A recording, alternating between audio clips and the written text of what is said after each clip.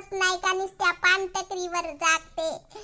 आणि हे पोरगी म्हणलं तर हे पोरगी अशी निघाले ते मागच्या नाही का जीवनात नाही का पाप केलो असेल असे ह्या नाही का बकराना बकरी पैदा झाल्या माझ्या पोटी. का सांगू बकरे जीवाची कथा गे. चल मला जाऊ दे आता आणखी शेण फेकतो.